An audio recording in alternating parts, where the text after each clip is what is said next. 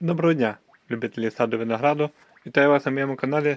Сьогодні підведу підсумок мого виноробства в цьому сезоні. Звісно, зараз ще немає що вам сказати про смакові якості і аромат даного вина. Але обов'язково я з вами поділюся, коли прийде час, коли закінчиться ось це повільне бродіння. Коротко вам розкажу, що в мене вийшло, чому різна кількість вина в цих бутлях. Розкажу деякі секретики, тому слухайте, можливо, комусь пригодиться. А можливо, хто скаже, що я зробив це все неправильно. Ну, можливо, воно і так. Але чому я зробив саме так, вам поясню. І ви зрозумієте, чому саме я так цього разу вирішив зробити. Значить, роблю вино не перший рік, тому смакові властивості даного сорту я вже знаю. Спочатку коли починав, робив дуже багато помилок, нічого цього не розбирався, але з кожним роком все вносив свої зміни, дотримувався кращих технологій, якщо можна так сказати, і з кожним роком у мене смакові властивості вина покращувались. Але я на цьому не хотів зупинятися, тому що все одно сорт винограду не змінювався, а смакові якості хотілося трошки змінити. Тому я вирішив вносити до матеріалу деякі зміни. І в тому році перший раз я спробував внести невелику частину смородини, як для експерименту. І в результаті вино в минулому році, де була смородина, показало саме кращий результат, саме кращі смакові властивості, і аромат дуже був гарний. Тому на цьому я вирішив не зупинятися. І в цьому році пішов далі, так склалися обставини, що була можливість, був матеріал, тому вирішив далі експериментувати. Значить, до чого привели ці експерименти, поки що сказати важко, але на даному етапі маємо такий результат. І зараз коротенько про нього розкажу, і ви зрозумієте, чому я саме так зробив. Чому я саме так зробив? І чому різна ємність, кількість в цих бутлях різна цього вина. Значить, коротко пробіжуся. В цьому 8-літровому бутлі додавлена роза. Мало бути варення з рози, але щось пішло не так.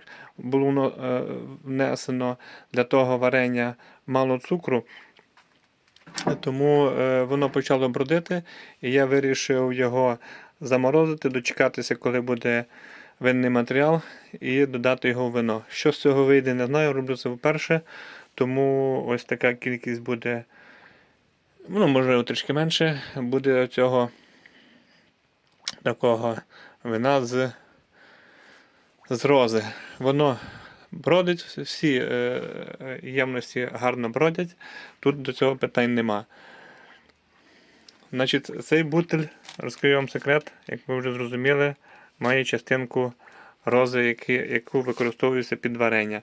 В цьому бутилі була можливість, ось вам покажу, в цьому бутилі була можливість додати малини. Значить, в цьому бутилі винний матеріал з добавкою малини. В цьому бутлі чисте вино виготовлене по червоному методу.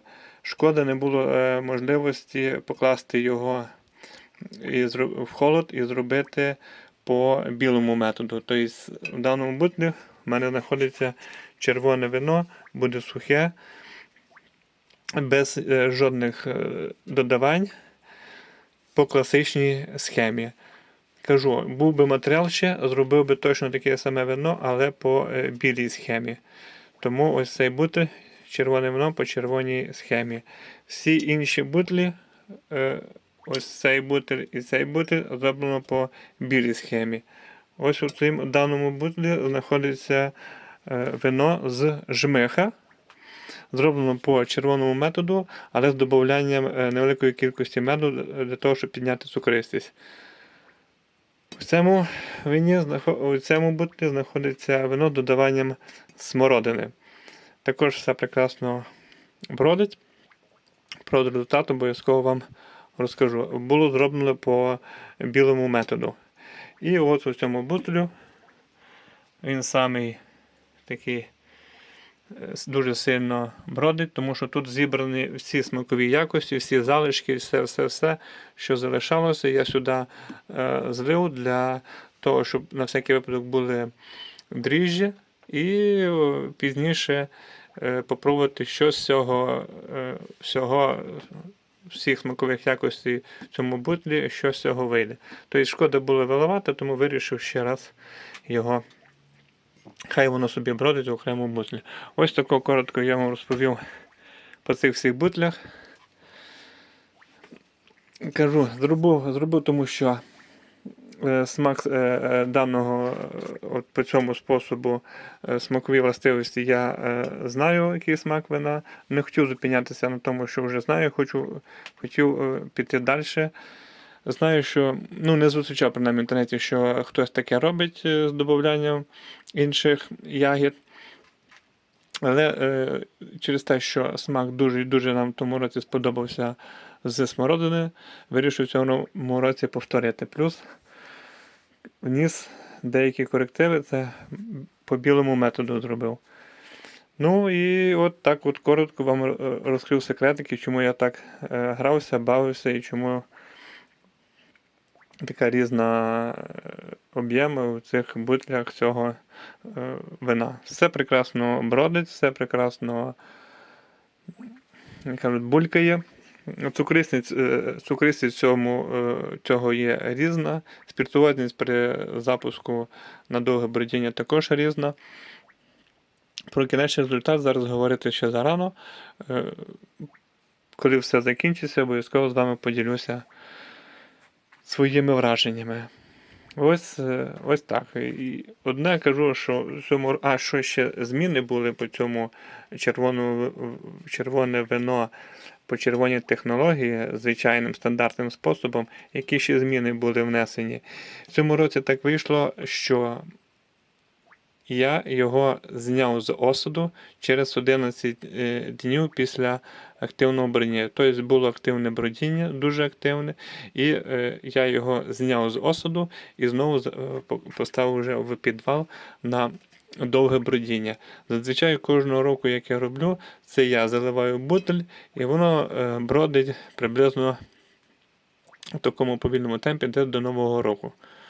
Тобто, як завжди я роблю. В цьому році так склалося і так вийшло в мене, що я через 11 днів зняв його з осаду. І цукристість на той момент була один брікс і 11 градусів вже було спиртованості. Воно ще дуже поволі бродить. Тобто вибражує. Що з цього вийде, теж цікаво, тому що це в перший раз я так швидко знімаю його з осаду під час бродіння. Ну все, ось такого коротко пробігся. Щоб ви розуміли, це все мої експерименти, тому що хочеться розуміти, хочеться щось нове пробувати і, звісно, удосконалюватися на своєму досвіді, свій досвід здобувати і вдосконалюватись в виготовленні цього чудового напитку. Дасть Бог здоров'я, то будемо збільшувати об'єми і, можливо, якщо все буде гарно виходити, і смакові якості, і аромати будуть дуже гарні, можливо, може буде з кимось і поділитися даним матеріалом. Ну все, коротко вам пояснив, будуть питання, задавайте, пишіть коментарі, критикуйте. Буде мені дуже приємно з вами провести діалог по даному виноробству, скажіть свою думку, скажіть свою позицію щодо того, що я тут такого нахімічив. Цікава ваша думка, чи воно того варте. Можливо, вже хтось проходив такий етап, можливо, хтось буде проходити такий етап, можливо, комусь буде цікаво. То, думаю, це відео буде дуже корисним для тих, хто вдруг прийде такі самі думки, які у мене, додавання ще різних ягід і чи воно того варте. Тому обов'язково слідкуйте за моїм каналом, я поділюся своїми враженнями. Але я кажу, в минулому році я додавав трішки смородини. Смак був дуже-дуже приємний, дуже класно пилось вино, а аромат просто шикарний.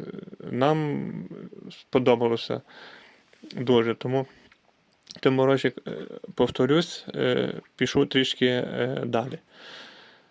Тому ось так от. Все коротко вам розповів. Трошки відео затягнулося, але хотів вам більш детально пояснити суть того, чому я так в цьому році такими методами робив. Все, не буду затримувати, чекаю ваших коментарів. Я вдячний за те, що ви пишете, вдячний, що переглядаєте моє відео.